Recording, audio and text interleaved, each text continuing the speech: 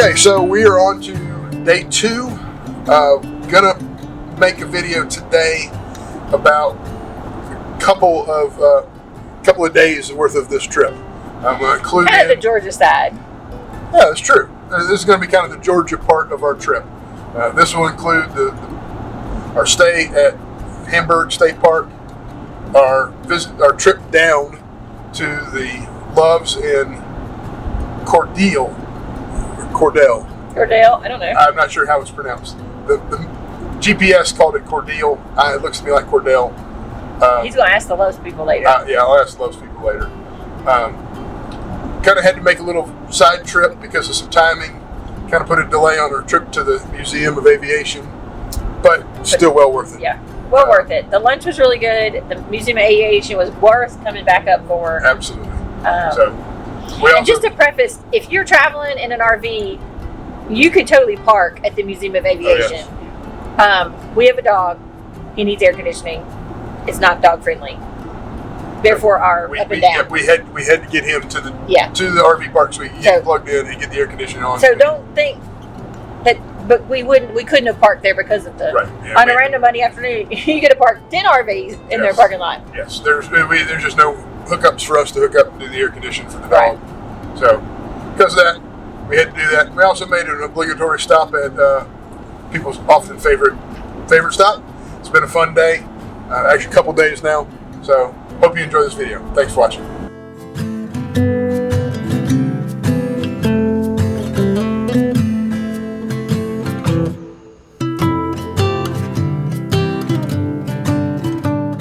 Alright, so we are on our way from Hamburg State Park now to Cordele, Georgia. Had a very nice stop at Hamburg. It is a lovely park. It is a quiet park. It is. For July 1, there were sites available. Somebody came in even last night just on the spur of the moment. Yeah, just driving through. Now, granted, it's a Sunday night, so a lot of people pack up because they may have had to work this week. But I figured in 4th of July week, there would have been more people there. I think there was 6 or 7 of their sites were occupied. Yeah. And the pond is gorgeous. Yeah, the pond is a little low versus when we were here in February. They said that it's been really dry up until the last week. So the pond had been to the point that the water was not flowing over the spillway like it had been when we were here in February, but still beautiful. It's a pretty park, and like the sites are really on the water. Almost everyone. I think the first couple. First 3 or 4 on the right. People next to us had several kayaks. Now there's no swimming at Hamburg because there are alligators. There's lots of signs everywhere that says alligators live here. Yeah, I didn't get a picture of it. There was even a little note on the pedestal when you plug in that please do not swim or wade in the water. Do not feed the wildlife. And I asked, some of the other campers, I'm like, have you seen alligators? And she was like, yeah, we've seen a couple that are kind of venturing up to the edge and looking at, and there had been some geese, but they had obviously been spooked by the gators. Yeah, so there's a really nice community pavilion kind of in the middle, playground. Still my complaint that I had when we were here in February holds about the very nice bathhouse. It's just far. It's far. It's a long walk, and there's no walkway or... You either have to walk on the road or just like up through the trees. Right. So I wish they would figure out a way to run in a path, a sidewalk, and it's kind of steep. Like that. When we went up last year, we took the kitchen shower. I drove because it's too far for wet kids. But the staff there was very nice. We had a much better experience this time. We didn't get sick. We didn't have the flu. All the equipment worked. We were at Site 21, which is right by the pier. I'll take a second walk around and kind of show you that. All right, I'm going to show Site 21 here at Hamburg. But first, let's see. There's the playground, kind of a community area. This is looking in the higher numbers, so 22, 23. There's actually buddy sites next to us. And 21, right here by the fishing pier, looking out over the lake. You see 20, the site we were at earlier this spring. So they're kind of out on that point. They do have 50 amp, 30 amp in water, no sewer. You see this nice little public space here. timbers. Don't want to fall off the back of that picnic table, but really nice view of the water. The one thing about Hamburg, you kind of got to go there to go there. You got to make it's not on the way somewhere else. No. Part of the reason why I wanted to stop there, one, was because we had all the stuff went wrong last time we were there. I wanted to kind of redeem the park and check it out when it was a better situation. But secondly, I kind of wanted to get off the interstate for part of this trip. I didn't want to just stare at the highway, divided highways the whole way. And as I was looking at where this next stop is that we're heading to, I mean, it's a truck stop. It's on the interstate. So I wanted to get off the interstate for a little ways, and this was a good way of doing that. And now, right now, we're on our way to Cordele, Georgia, and we are going through some countryside. Yeah, we're off the interstate by a large stretch of the imagination. A long way. Interestingly, Google Maps told me that by going this route that I'm taking and not getting back on the interstate, I'm saving 21% of my fuel, which I thought was a nice. I don't think they know I'm pulling a camper, so that might be very different if they knew that.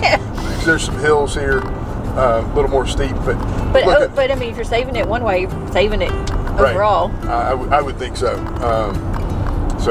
This part of Georgia it's pretty sparse. There's not a lot of cities here. There's a lot of it seems like forestry because the land is red clay. What's that? And hilly. Yes, more hilly. It's hilly. So you hit the rumble strips. They want you to know that we're coming across the 441, which is big stop. The other thing is we are headed to the truck stop, and while the communication's been really good, with the truck stop, once you check in and all of that, there is no early check-in. Yeah. At all.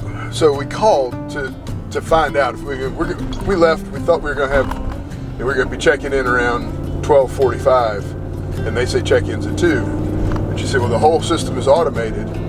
You got to put in your code when you arrive, and when you put in your code, that's when the powers turn on your pedestal. I said, okay, I got that. That's kind of the way that the email explained it. I said, but what if I get there before 2? And she said, well, you can't get there before 2. You don't have access until 2.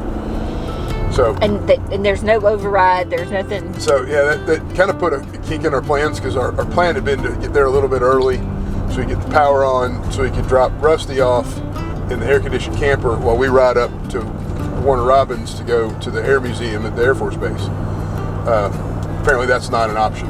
So we started to kind of explore what else we could do. Thought, well, maybe we'd stop somewhere for lunch that was pet friendly, and that would delay us enough that we could then arrive roughly about 2 o'clock. And interestingly, there is a website called Bring Fido. So we'll put that link in, and I mean, we're not affiliated, but I thought that, I think we'll use it again when the first restaurant we found wasn't open on Mondays, because you also have to think about it is, not necessarily a restaurant day. Right. That then I kind of punted, looked for things at other cities near us, excuse me, and found another one through the same website and called them, and it's actually going to be in Warner Robbins, Georgia. So we're going to have lunch. Yeah, this looks like it's a brew pub. Going to stop there for lunch with the dog so we can get out, and that'll probably put us arriving at the Loves close to 2. We'll do a quick setup, enough to get plugged in, get leveled, get the slide out, get the air conditioning on for the dog, and we'll run up to the Air Museum. I'm kind of excited about that. I'm disappointed that our time is going to be cut a little bit short. They close at 5, but we'll see. We'll share here shortly our experience with checking into the Loves. And is 2 hours enough at the Air Museum? In the Air Museum. So here we go.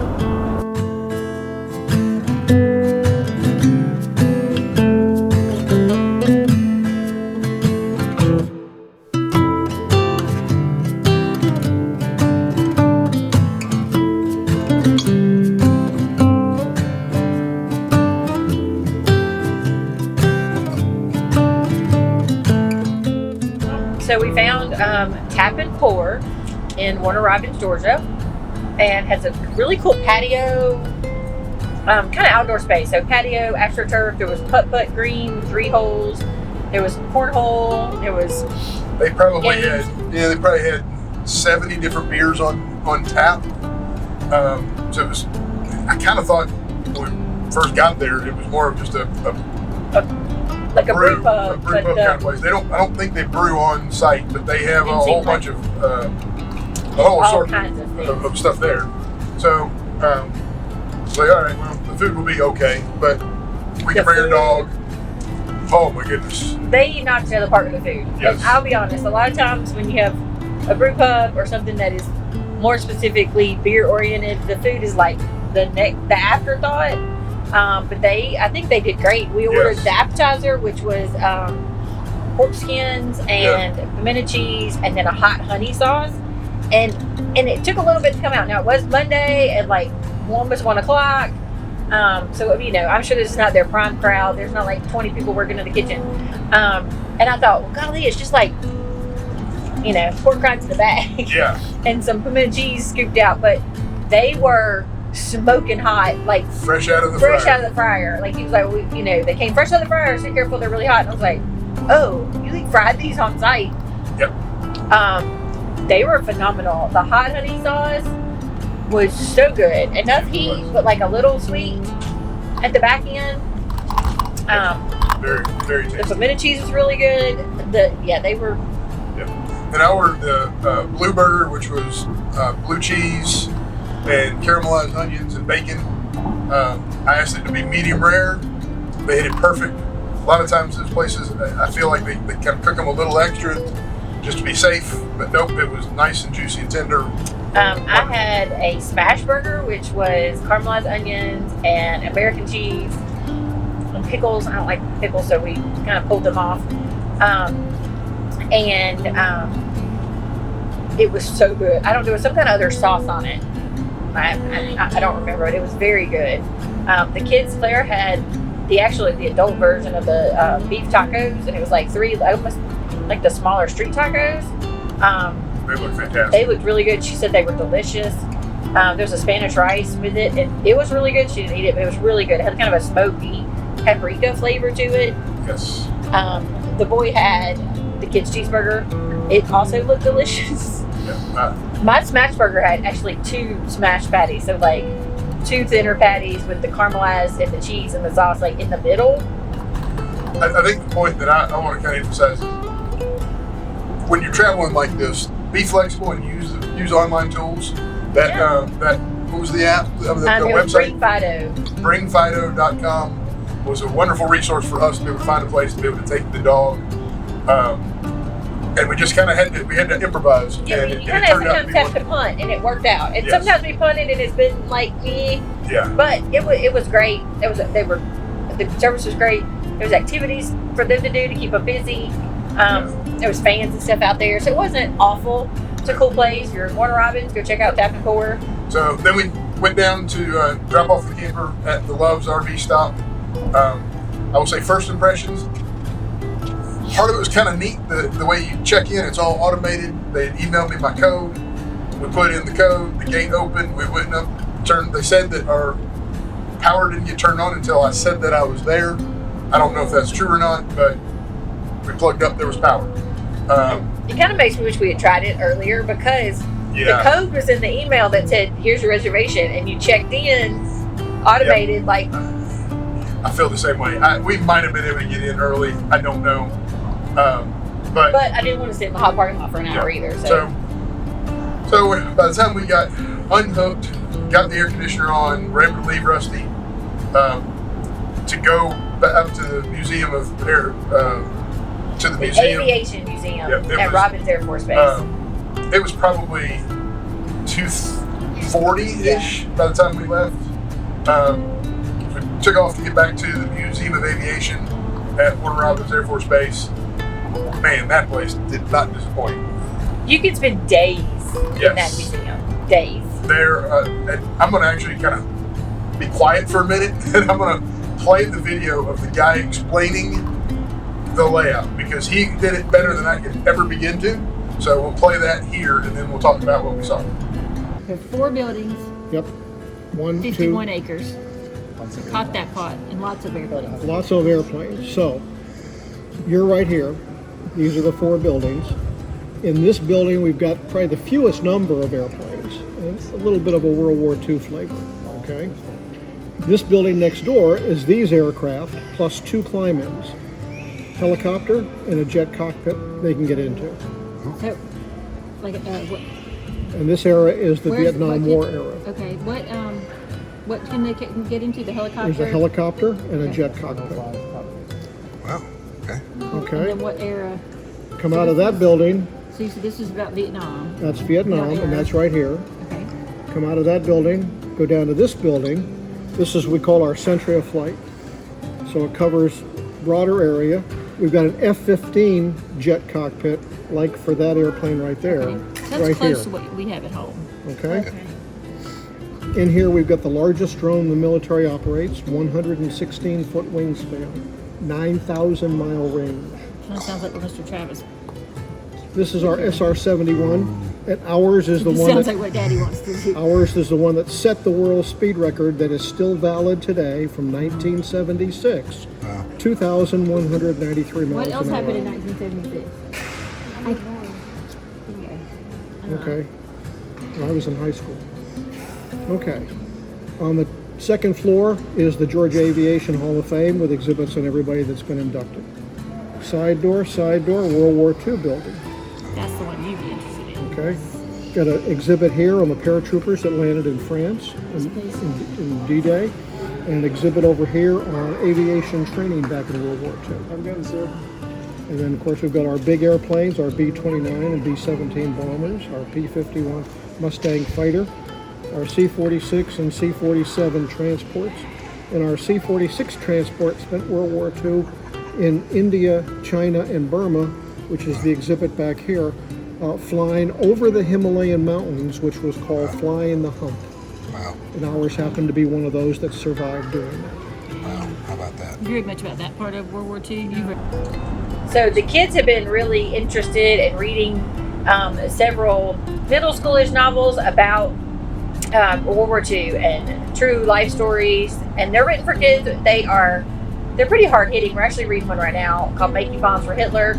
They're based on true stories of whether it's refugees or slaves or escapees, all kinds of different things, and prisoners of war. And so we really wanted to hit some of the World War II exhibit that they had, and so that totally did not disappoint. The D-Day parachuter exhibit you walked through, and it was all kind of like motion censored, so it turned on, and the radio calls were happening. I don't know if I got video of the actual, like the carcass of the plane, so that you could see what the paratroopers Looked like. what they look like in that plane. That was really well done. Yeah, because it was like the radio intel guy, and he's talking, and the pilot's flying the plane and doing his thing, and the guy's like, jump, Guys jump, lined up jump. and jump. And that was neat. Then kind of goes through the. And you almost walk through like a painted, like a scene, like you would fall into like French Right. farmland, and the, you Yeah. know, it was so well done. Yes. Then you come out in that particular building. You come out into the planes. They've got the jump planes. They've got a B-25 there. There's up top above is a B-29, and they actually have a model of a nuclear bomb. So that's really cool to kind of see. There's all kinds of others. There's a P-51 in there. There's trainers. There are engines after engines after engines, so you can kind of see So cool. how the engine development happened. Well, and just some other like the components, like some of the planes that had the periscope fun fighters, like that piece was separated out so you could like see it up close instead of it just being like up Right. on the plane. And There was another one where they had taken the skin off of one of the early planes, so you could see all the cabling and all the levers and how all the pieces work. It's just extremely well done. And my dad and mom and my grandfather all worked for Pratt Whitney in the late 50s, 60s, early 70s. And so all these engines that were built by Pratt Whitney that, you know, had come out of that research development and in that area, like it was just really cool and kind of personal connection to me to think, you know, these are the kind of things that they all worked on. And Yeah. Yep. And there's in that particular building there was also a helicopter that you could climb into, kind of one of those early helicopters from World War II. Then we're at the other building next door. That was Building 3. That was the World War II specialty, and then the building number 2 was kind of the walk through modern aviation, and that one had. That was called 100 Years of Aviation. So it started with like a model of the Wright plane, kind of. Yeah, similar, type of a Wright plane. Then the ones that, being a kid from the 80s, seeing this SR-71 Blackbird, and this particular aircraft was the one that broke the speed record that has never been broken again. I think it's 2,800 miles, 2,900 miles an hour. In 1976. Yeah, I mean, it's really cool to see that plane sitting there. They had And the giant helicopter. Yeah, a huge Sikorsky helicopter. They had a F-16 Thunderbird. There was just so many. There was a U-2 spy plane, and then they also, the most modern, they had this huge drone. They don't call them drones in the Air Force, but it's the modern. It's the largest drone Yeah, out so there. I think you said it had an 8,000 mile range. I think is what he said. What was that, say, Minnie? What is it? Oh, and there was the cockpit that they could get into. They had an F-16 cockpit that the kids were able to climb into. See how the joysticks move, the throttle lever moved, so you kind of get a feel for what it's like to sit in an F-15. Now, I wish they would have had an F-16 because it'd be totally different, because that's all fly-by-wire with the joystick on the side. But they didn't have one of those, so it was just so neat. And oh my word, you could, like I said, you could spend days and days in there. Yes, I really kind of feel like we did it a disservice by getting through there in about an hour and 20 minutes or so. But we just ran out of time because of the constraints of our travel. We're gonna try to put this back on our list and make back this way again sometime in the future. It's well worth trying to. We'll figure out what state park and have like a long weekend. Yes. So then now that'd be a good winter trip. Oh, that's true. Yes, when you can be inside or you can be inside. Yeah. Now it is all air conditioned, and it is inside. The D-Day Museum side, or the World War II era, was not as air conditioned. Yeah. The one though, the 100 Years of History, was really nice, and they actually use that for like change of command and retirement ceremonies and things. So it's got a really neat feel to it. And there's also some static planes outside. So there's actually a little road you drive around on the outside, and you can see all kinds of cool static planes. And they had a description about them. It was closing time; they were ready to get out of there. You could walk through it or stop and look at different ones. But they were closing the gates on us, so there's B-52, there's a couple C-130s, one regular C-130, C-130 gunship. There was a C-17. Yes, there were several. It was really. There's a couple things we didn't even know. They've never seen. Yeah. Don't know what it is. Never seen it. Got like a big flat nose and some other stuff. So it was really neat if you had somebody in your life that was maybe older that wanted to see that kind of stuff. There were benches and places to sit everywhere. Sam Henry said those look like a squished hot dog. The ones with the flat noses, and but like you really could, if it was a cooler day, if you had an older person in your life that had flown or been in one of those planes, to be able to walk around and sit at the bench and look at the thing and talk about the plane. It's really neat. Yes, I agree. Then we're on the way back to the Love's RV stop for the night. On the way, we did stop make the obligatory stop to the Buccee's. There's Buccee's at Warner Robbins. It's Buccee's. Just due to the nature of the campground we're at, I wanted to set up as little as possible so that we have to tear down as little as possible in the morning. As you'll see here in a few minutes when I'm going to show the campground site. It's parking lot camping. Not a lot of room if somebody were to come in and park next to us. There's these little picnic shelters behind us. It's behind us, and we, you can't really decide. Like, are you 20? We're 22, so is that 21 shelter or 22 shelter? There's like, and not to mention, it's hot. It's July. No south shade, no trees, no shelter, and it's all just white rock and white pavement. And so I'm going to try and spend as little time outside as possible. So we got some cinnamon rolls for the morning, and so I don't have to get the Blackstone out and cook some breakfast.